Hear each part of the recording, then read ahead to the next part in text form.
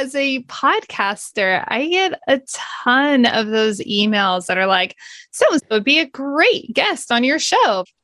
And I honestly just disregard all of these that flood my inbox because this is not relevant enough, especially now that I know what my avatar needs. Most hosts never achieve the results they hoped for. They're falling short on listenership and monetization, meaning their message isn't being heard and their show ends up costing them money. This podcast was created to help you grow your listenership and make money while you're at it. Get ready to take notes. Here's your host, Adam Adams. What's up, podcaster? It's your host, Adam A. Adams, and we are on the 7th of 12 episodes that Julie Holly will be part of, as these are coaching calls. Just going to ask whatever she wants to ask, and it's going to help you along with the journey. So if you haven't, go back to like episode 1, 2, 3, 4, 5, and 6 before you listen to this one. And I think that'll help you a lot. Today, we're probably talking about some marketing, what the hosts can do for marketing.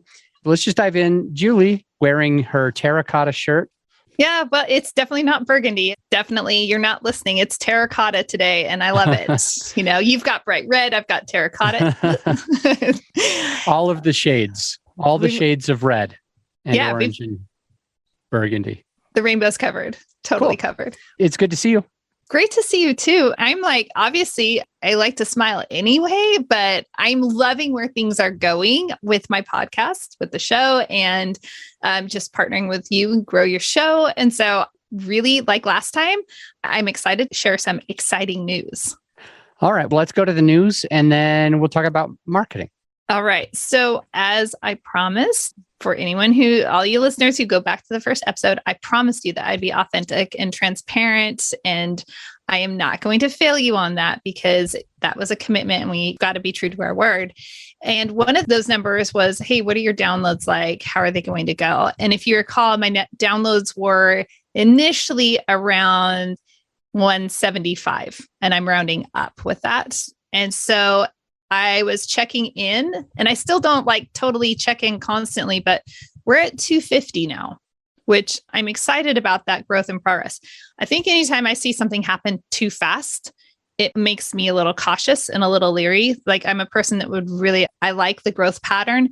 And when I'm looking at the trends, and this is what I think is super exciting, when I'm looking at the cumulative trends on the show, you and I started partnering with Grow Your Show, and the show's been growing and all the stats have been trending up, and you can see that swoop and you can kind of see it just kind of slow. And then it's just like ramping up. And so starting in June, you can see this, just the curve is, I don't know all the fancy terms for these things. I was not an econ major back in the day. So I think that that's really exciting. And I would rather see a consistent trend with that curve really swooping up high, and just to keep that trend going up. I don't believe in overnight success, but I believe in building something with a firm foundation. And I was super stoked to see that trend. I agree that slow growth is probably the best growth, and our private message campaign is really, really, really, really slow, but very effective. Well, by now you probably are seeing some of the growth from that. Interesting, because that's the thing that takes the longest amount of time for us, but it's also our best one. So I like that thought of keeping it, knowing that it's okay to be slow growth, because I think that the things that do grow slowly are generally longer lasting. So it's good stuff. So you had a question for the coaching call. Where are you?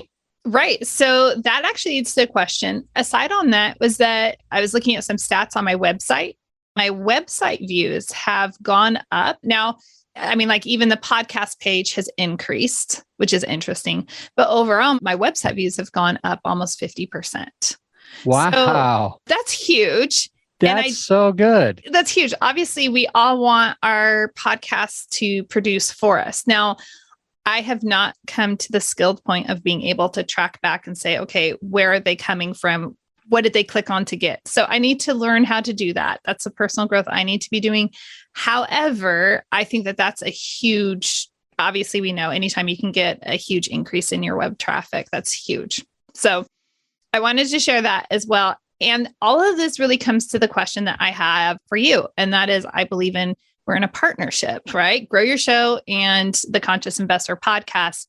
This isn't just one-sided, like, hey, I'm just going to shell out money and you guys are going to make it all happen. Like, you guys do make things happen, but I also believe in personal ownership. And so in that, I would love to know what I can be doing to help continue to grow the show. Because it's not just one-sided. No relationship, no partnership is just all lopsided completely one way. I can be supportive in my own capacity. Okay. So if I'm hearing the question correctly, I've hired Grow Your Show to do some marketing for me. But because it's a partnership, I'm wondering, what can I also be doing, even though I'm paying a company to do some of it and handle some of it? If I could add to it and be part of it, what could I do? Is that right? That is exactly right. I'm an extra kind of person. You're so an this extra is where person. I found this out, that I'm extra. Like, we're building this deck and it has like, it's ridiculously ginormous. So I call it, it's extra. And I make muffins and I put them in fancy liners because it's the extra. So I partner with Grow Your Show. I want to be the extra. Like, okay, how do I bring extra to this? Cool. Let's dive in. There's about 8 things on my mind right now. And just a couple things. Give or take, that could be helpful for you or the listener. The first 2 I'm going to share are reciprocity is going to be the first one that I want to share, because there's a few things that you can do reciprocally with other podcast hosts that can help you grow. And those 2 things are, A, you can shout out another podcaster on your show and ask them to shout out your podcast on their show. And B, you could do a reciprocal interview where it's an interview swap. Basically, they come on your podcast and then you go on their podcast. Now, those first 2 things within reciprocity, A and B, you might already be doing, Julie. So if you're already doing it, great. But there are a lot of people listening that didn't know about that or didn't hear about it. So I'll give you a tad of information on why it works. First and foremost, reciprocity is working within the podcasting space because all of their listeners already listen to podcasts. So for them to listen to your podcast, it's very natural. When we're doing Facebook ads or Google ads or some other type of thing, we don't always know that everyone who's seeing that, we don't always know if they actually listen to podcasts. So they might need the content, but they might be afraid of this new platform. Obviously, our listener today understands that this is a normal platform. It's not scary, that nothing's going to bite them. But others that we might be in front of on like a Facebook ad or a Google ad or whatever might say, oh my gosh, I don't even know how to get a podcast. Where would I even go? It seems so difficult, so challenging. Or they might just say, I'm not a big podcast listener. Man, I'd really love to listen to Adam Adams, but I'm not a big podcast listener. So if he had a YouTube channel, I would do it. If he had a book, I would do it, but can't get his content because I don't really resonate with podcasts. It's silly, but there's a couple people that do that. Of course, our listener today won't. So again, reciprocity, you want to shout other people out. How do you do that? You would have maybe a short 15-second clip that says something about somebody else's podcast, maybe in your space, that says, I'll give you some copy here. If you like what you're hearing today, you might also like the XYZ podcast because it'll do X, Y, and Z. I'll leave that link in the show notes in case you want to jump over there. So how does this benefit you? It benefits you because they are podcast listeners. It also benefits you, hopefully, because they are really your avatar, because you share the avatar with that other podcaster. But this is another cool thing that it can do with this reciprocal advertising, these shout outs. It is so cool that on the podcast platform, they give you other podcasts you might like. One of the biggest parts of that algorithm is where you already share listeners, viewers. when you share people that this person's, they generally are subscribed to the ABC podcast and the XYZ podcast. Now they're going to give other people that are either ABCs or XYZs, they're going to put the other person's show in front of them also. So that means you're shouting out somebody named Amanda's podcast. I just make a random name up. Amanda has a very similar avatar. Right now, when people go to Amanda's show, they don't know that you exist. And right now, when they go to your show, they don't know Amanda exists. But as you start to do some of those shout outs and it starts to work, there becomes an algorithm that gets triggered. So now when people are on Amanda's show, because some of your viewers are listening to hers or some of her viewers, listeners are listening to you. Now it says, okay, there's starting to be a pattern. Let's put the Conscious Investor podcast in front of Amanda's people. And let's also put Amanda's people in front of the Conscious Investor. And if you know and understand what I just shared with you, you'll have the ability to share that with Amanda so that you guys can do the shout out and you can give them the what's in it for me. You can share with them the benefit. Hey, it's not just that all of my listeners listen to podcasts. It's not just that all of my listeners are your perfect avatar. It's also that if you and I do these shout outs for a little bit of time, and if it starts working, I'll show up in underneath your podcast and you'll show up underneath my podcast so our listeners can find each other easier, so to have a snowball effect. And the same thing with reciprocal interviews, interview swaps, you'll get a lot of that same value. All right, that's just number one. Do you have any questions on it? I have two questions. Okay. Because I'm a curious person. Cool. Okay, question number one. In my mind, I'm thinking one of the fastest way, I mean, I know I'm already connected with tons of the podcasters within my niche, but I was thinking maybe I'm missing some if I scroll to the bottom of a podcast app like, Apple Podcasts. Would it be beneficial to look at some of those down below that Apple is already recommending? And if I don't already know them, using that as a springboard to connect with, I should connect with that person? Yeah, I did that once. I had the Creative Real Estate podcast. And there was a few other podcasts kind of in that space, but I had never heard of these people. Some of them had teeny tiny podcasts and some of them larger podcasts. You can get benefit both ways. If it's a teeny tiny podcast and they only have 5 listeners and 4 of them come to your show, you're going to be always in front of their people. But one of them was called the Creative Financing podcast. It was a real estate show also, but it was called Creative Financing. And the owner, the person who ran it, I'm trying to remember his last name, but Jeff something or other, that lived in Utah. And so I did what you said. I saw this person that was being featured underneath me. Never knew this person, but I looked up, maybe it's Jeff. It doesn't matter what his name is. Jeff something. Rappaport. Now I remember. Jeff Rappaport. And the point is, what I ended up doing is I found out he's from Utah. So I went to all of my friends that were in Utah, looked for friends of friends, started asking them if they know anybody in the creative real estate space that should be on my show. I only looked up his friends that were my friends and asked them questions like that. And then basically a couple of them said, oh, Jeff would be an awesome guy.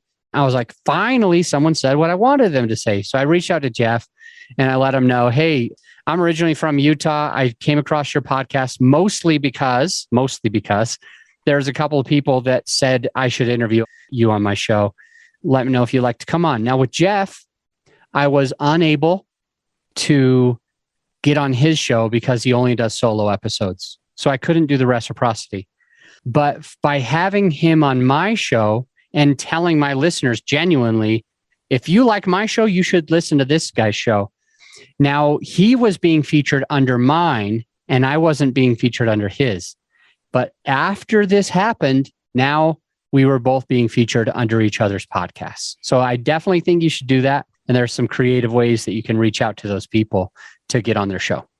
I love how you went about that whole process. That's fantastic because, initially it would be, let me just go find my friends in Utah, but to actually take the time to be thoughtful and aggregate that a little bit more is absolutely huge. So I'm a weirdo that way. I always think like a chess player. I'm like trying to go a few steps. Now, how would we make these dominoes all fall? And you just got to kind of line them up. And it worked. Oh, that is super cool. That is super cool. I think my other question on that topic, it fleeted. It's gone. No. Then let's go to the next one. Is that okay? Yep. That's why I'm like, let's move on. All right. So my team currently, as we record this in very end of August of 2022, right before it comes out in September of 22, during this time, we run Facebook ads for our clients. And there are some concerns with only being on one platform. So I actually might open up to more different ways of putting money, like a Google ad or a YouTube ad or Instagram. Well, it's already on Insta, but like LinkedIn ads. So we're already open to kind of doing some of these other things. But as we record right now, we do Facebook ads as one of our main sources. Private message campaigns are our biggest, and Facebook ads. Facebook ads are faster, but less long lasting. Individual private messages are way, way, way slower, but they're pretty long lasting. Like once you get that fan, you'll usually keep them for a long, long time to listen to tons of the podcast. The point that I'm trying to make is we're not doing Google ads today. We're not doing YouTube ads.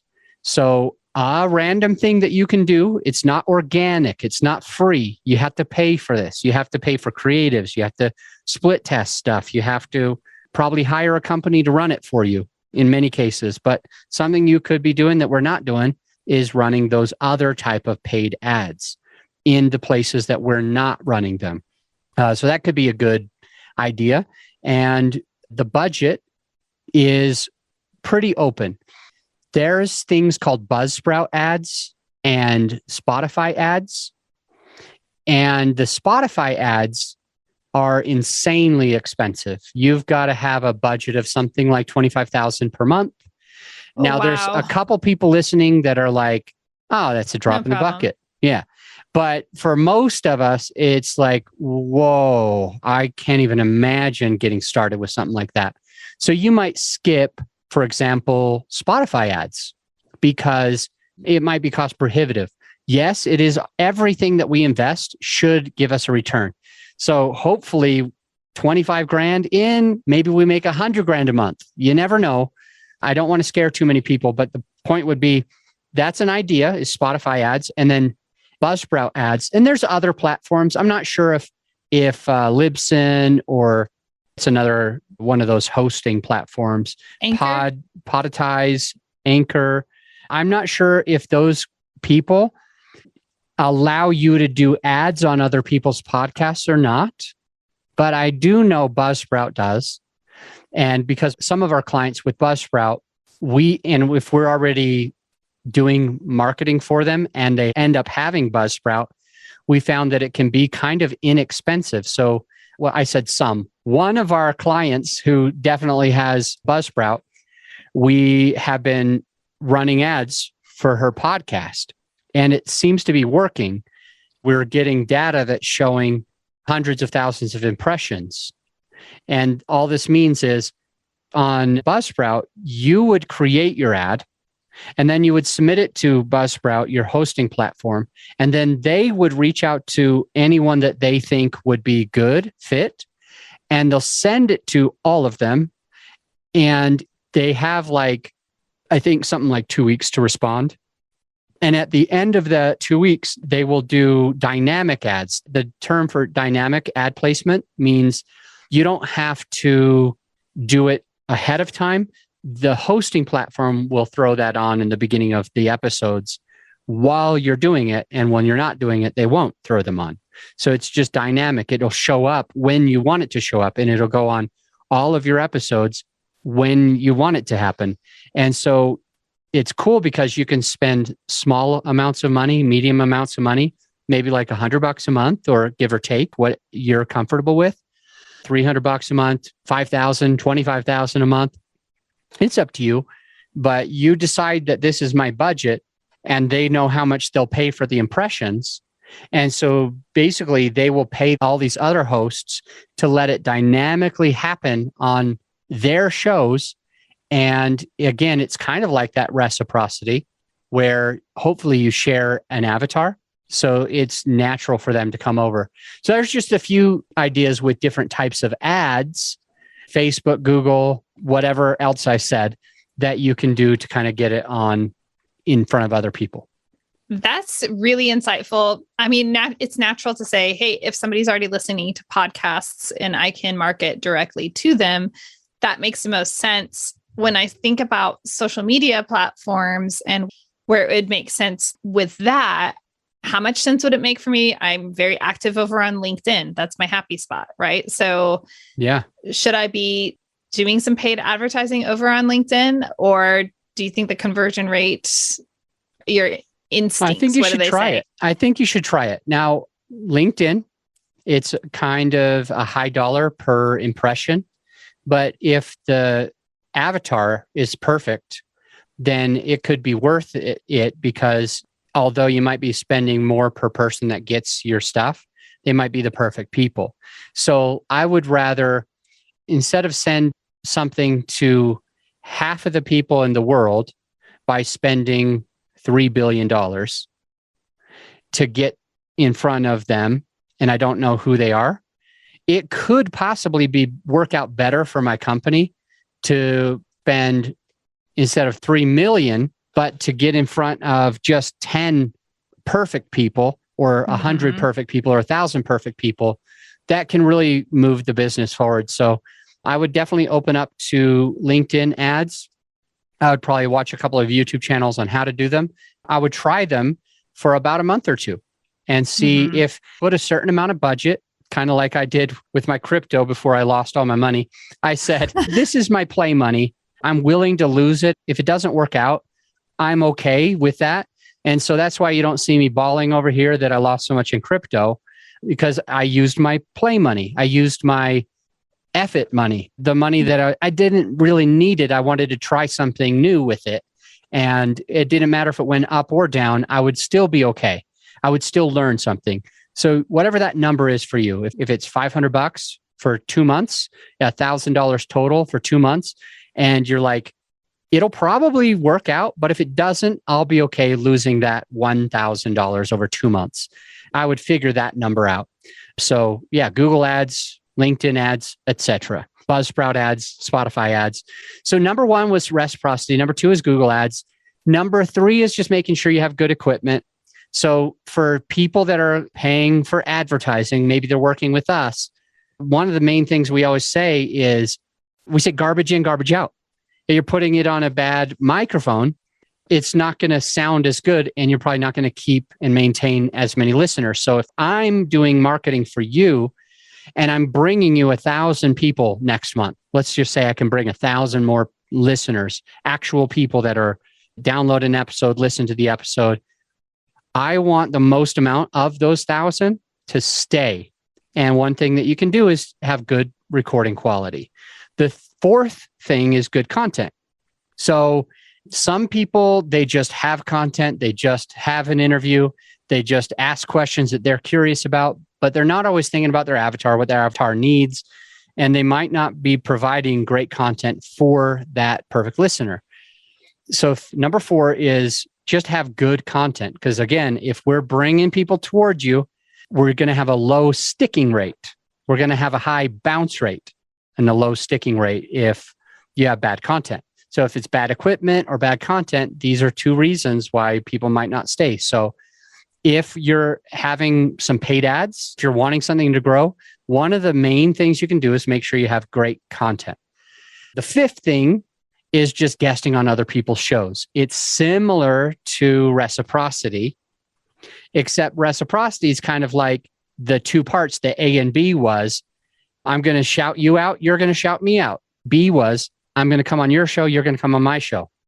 The guesting is a little bit different.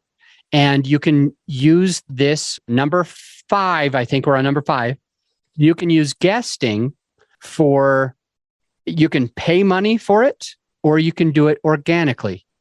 I guess it'll either cost you time or it'll cost you money. So these are the 2 things for guesting. Number 5 is you can go with a company like Kitcaster who Brandy, you know, it's funny. You look a lot like Brandy from Kitcaster. You look her up. You would say you guys are sisters for sure. Brandy Whalen, she lives here in Denver. And I know you just visited Denver when we had lunch together or dinner together. But I would just want you to look up Brandy because I think she has your style. She has your hair. She's kind like you. So you would like her a lot. She's a doppelganger. I'll be in Denver in October and Perfect. I'm just going to have to make a point to meet her. Perfect. So Brandy Whalen, she's from Kitcaster. And also there's another company called Interview Valet. These are my top favorite companies. There's another one, like, I'm not going to name the names because I honestly don't believe in them very well. And I don't want to be recorded saying, I don't believe in blank company because I don't want to get in trouble or sued or anything like that. But I'll just say, don't deal with anybody else. Deal with Kitcaster and deal with Interview Valet. There's pros and cons. The con costs a crazy amount of money. It's going to surprise you. You're going to be like, I don't want to do that. Now, I think for Julie, it would be worth it to you to do this because the way you make money, there's a lot of passive income through your process, and there's also acquisition fees as well. And the amount of money that you can make through an acquisition fee, for example, for your company, this might not be right for everybody, is enough that it would probably make sense for you to pay this insane amount of money to get guesting on other people's podcasts. Yes, there is a C where you can just ask your friends and that have shows, can I jump on your show? Hey, I have a book to promote. Can I share it on your show? Hey, I just came up with this good concept for passive investors. Would you be interested in having me as a guest on your show? So A, you pay Brandy Whalen, or you pay, can't think of the other guy's name right now, but from Interview Valet, you pay these guys $500 for just one interview. So you're like, that's crazy. I could get myself an interview in less time than it would cost me for $500. I'll just do it. And if that's you, do it as the second way that I'll tell you in a second for guesting. But I found a lot of people, me in particular, in the last couple of days, we brought in revenue for the year of over $120 something thousand, like $125,000, I think. But that came in just in the last couple of days. For me, because of my business model, because we have premium prices for a lot of what we do, I would get a lot of value from paying just $500 to go on per episode. So they'll do, let me get you on 10 episodes for 10 grand, or let me get you on 20 episodes for $10,000 and throw in a couple of extra freebies. You'll actually be 25 because you did that package. I would be fine doing that because I think in 25 episodes, it only costs me 20 or 25 episodes. It'll only cost me a total of like 10 grand. For some people, doesn't make sense. I think for you, Julie, probably would make sense. You would most likely be able to go on like just entrepreneurial ones and talk about switching from active income to passive income to a whole bunch of entrepreneurs.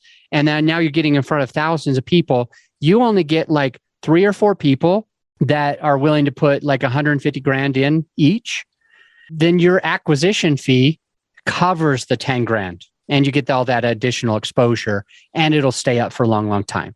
So there's A, paying like $500 per episode that you're guesting on other people's. There's B, you go to free and cheap resources like Podbooker and Podmatch, where you or your virtual assistant can connect and send messages to, maybe it's the same entrepreneurs. Maybe you send messages to the entrepreneurs and say something like, hey, I thought of a great idea for your show. It would be to teach people how to take their active to passive income. And my main business is getting passive income for people. And so I'm an expert at that. And I'd love to share the 3 tips that they need to know so that they don't have to work their whole life. And the owner of it will be like the 3 tips they need to know so they don't have to work their whole life. I don't want to work my whole life. You know what? This will be a win-win because I'll learn and I can share it with my listener, and Julie will be able to get some exposure too. So there's just B. B is to go on Podbooker or Podmatch for under guesting number 5B. And 5C is calling your friends that you already know have podcasts and just saying, hey, could I be featured on your show? Can I share some value on your show? Do you have any questions on reciprocity, Google Ads, equipment, content, or guesting? Because I have 3 more. I know. I'm looking at the time and I'm like, we've got 3 more. No, because what I want to say is an opinion and I'd rather learn. My opinion should be subservient to learning. You want to share your opinion? Go ahead. Well, as a podcaster, I get a ton of those emails that are like, so would be a great guest on your show, blah, blah, blah. And I'm like, okay, this person has nothing to do with my show. And that I think has nothing to do with the 2. This is why you said these are the 2 companies that you would go with and recommend, because I honestly just disregard all of these that flood my inbox because I'm like, this is not relevant enough, especially now that I know what my avatar needs. So, yeah. So with that said, be super careful who you would work with if you're paying $500 per episode, because some of them just simply don't know who the avatar is. Mm-hmm. If you said yes to those bogus people, then the person who wanted to get on your show would pay $500 and they wouldn't get any value. That's one of the main reasons why Brandy Whalen's company, Kitcaster, is so high up there for me, because every single one of their employees lives in Denver. And so they understand, they know, they're all in the same office. All of the others, it's all virtual. They got people from all different types of countries, all different languages. They don't actually have an office. And the company culture is about let's make money versus let's see how much value we can add to our clients by getting them in front of the right people. So I loved your opinion. I'm glad you shared it. Guesting, you want to be careful. Those 2 companies, especially Kitcaster on that topic, they're so good. They know who to go with, who has the avatar, how to respond to them. They don't have those random copy and paste messages like the rest of the companies. Basically, other companies are like, we think this person would be a good person for your show. And here's the link. Here's the thing that you need to look and all the questions you could ask them. And they're not even relevant. They do it differently. Just like with our private message campaign for marketing that is so effective, we reach out to people personally and have a personalized message. Brandy Whalen's company, and she has a bunch of employees now, what they do is they'll basically reach out to one person and they'll say, hey, because you have this show, I wanted to connect you with this person. And it makes sense. And it feels a lot better on both sides of it with their company. And then B, when you're getting on other people's podcasts through Podmatch and Podbooker, these are people that want to have guests. So it's not as relevant to all that self-promotion, all that random copy and paste. When you're reaching out to people for free or for cheap on Podbooker or Podmatch, then you already know that they want to have guests. And so you're just sharing how you could help them. And if you do that with the most personalized way, you'll get a better result than a copy and paste way. And see, when you're reaching out to your friends, it'll think you'll have that same concern.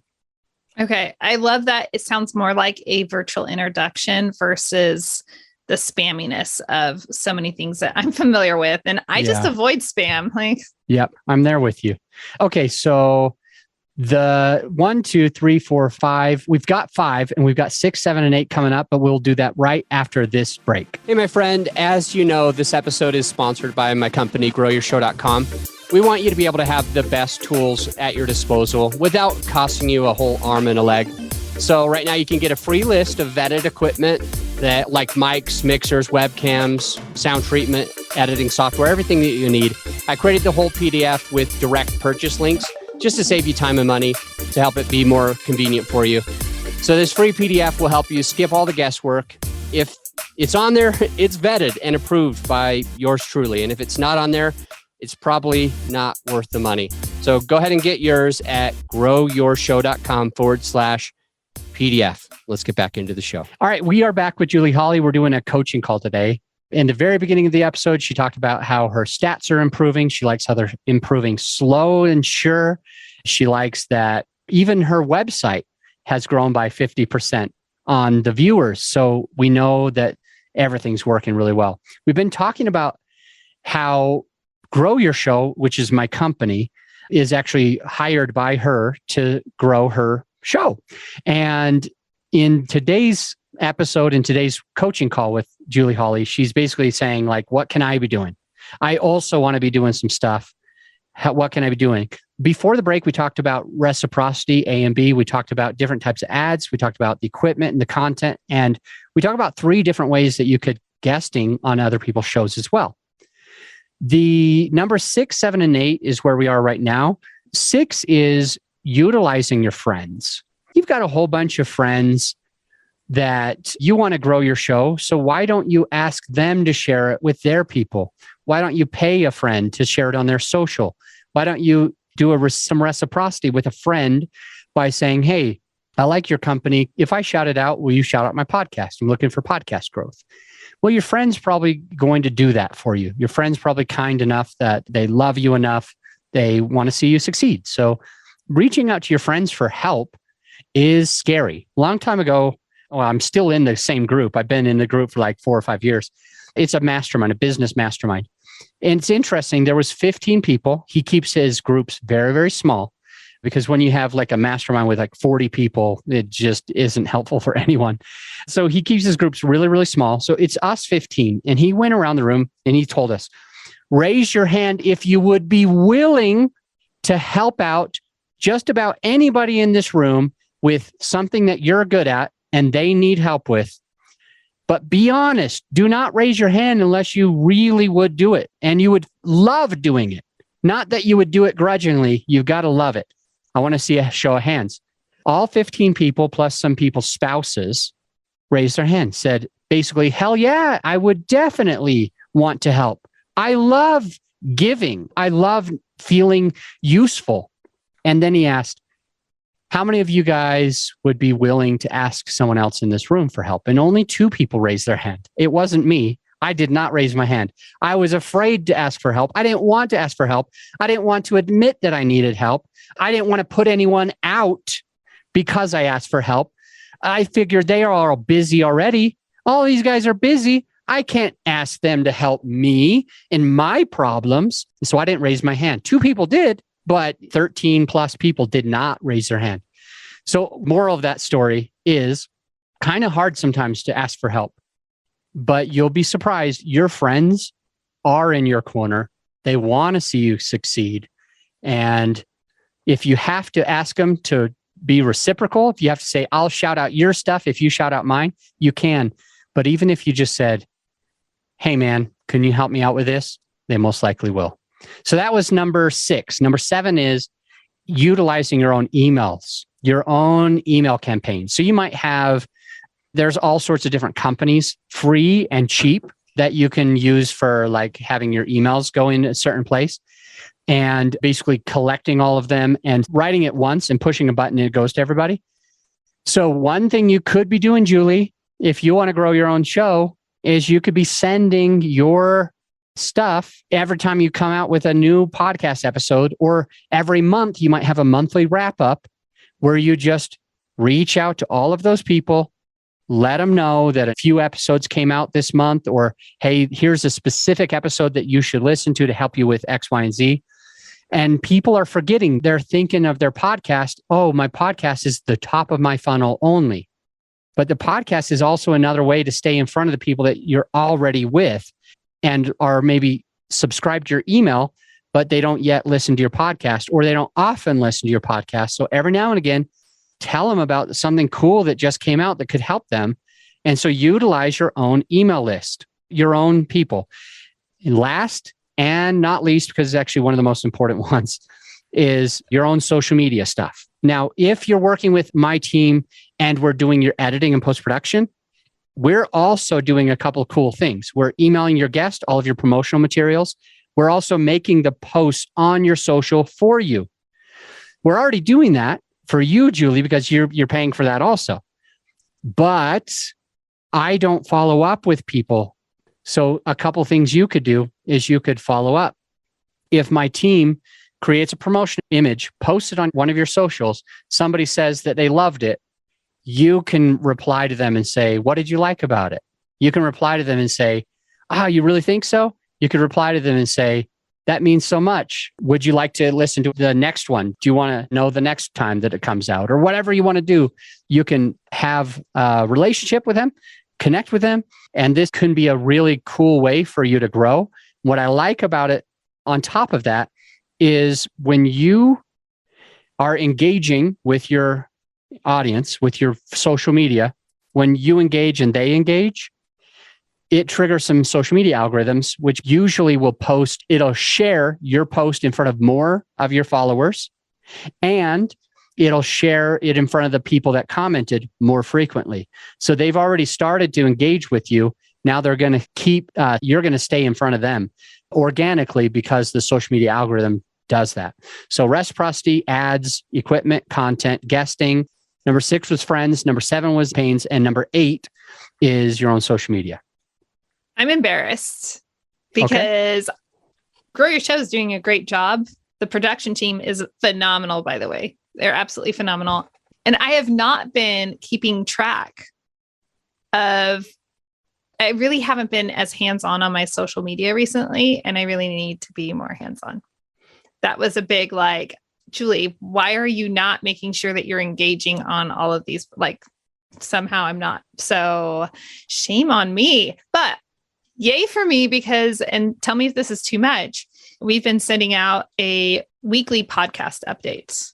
So I release 2 episodes each week. If I wait too long, then it feels like, I waited too long. And now they're like, hey, here are over the course of a month, 8 episodes. How does a person even choose? So I don't know if weekly is too often, but I have been doing that. Weekly is great and monthly is fine too. Even if you have 2 a week, monthly is fine. You can say, and that email should be like a gratitude email. Oh, I'm so happy. I'm so grateful. The podcast has been growing and I've just had so many incredible guests. I would like to share with you some highlights of what happened over the last 1 month with 8 of my podcast episodes. I had a conversation with this person that did this. I had a conversation with this person that did this. I think worried about this one thing, you should listen to this episode. Here's a link. And finally, can't believe that this great person would come on my podcast, something like that. So you would share just a little wrap up, and then it might be hard to pick, but you just pick. You pick based on what do you think your avatar truly needs the most? What do you think they're worried about? What do you think you haven't shared very often? What do you think's the unique content? How are you drawing your line in the sand? If it's unique and different and polarizing, great. If that's the way to get somebody to actually listen, because you're using that copy to kind of help. So I'm going to make sure that the next episode after this goes into more detail on social media, because there's a lot of social media stuff that will really actually help you. And I'm going to title it something like Jab, Jab, Right Hook. And just going to give you a strategy if you are going to use social media. That'll be on the very next episode. Julie, do you have any final questions? I love it. I did feel the jab, jab, right hook on that. Whoa, why haven't you been following up? It's a different jab, jab, right hook. It is. It's a friendly one. No, we'll thank you. That. This is phenomenal. This is exactly gives me that next level. I feel like things right now are fine tuning, refining. It's perfect. Yes. So good to have you on the show again. And I guess we'll see you in 2 weeks. I really don't say this nearly enough. I don't mention this, and I feel horrible because it's a great resource for you to be able to take your podcast to the next level. And it's simply a free resource that I don't need your email or anything. It's just a podcasting course that I created that is ended up putting in the very first 6 episodes of this podcast. So if you haven't checked it out, definitely going to want to just check out those first 6 episodes, see how they can help you improve your podcast, get in front of more people, and have a better result where you're making more money through the podcast, etc. So much can happen after you listen through episodes 1, 2, 3, 4, 5, and 6. So if you haven't done it, go do it now. And by the way, if you're subscribed, you'll keep hearing more great content. So to those of you who are, I'll see you on the next episode.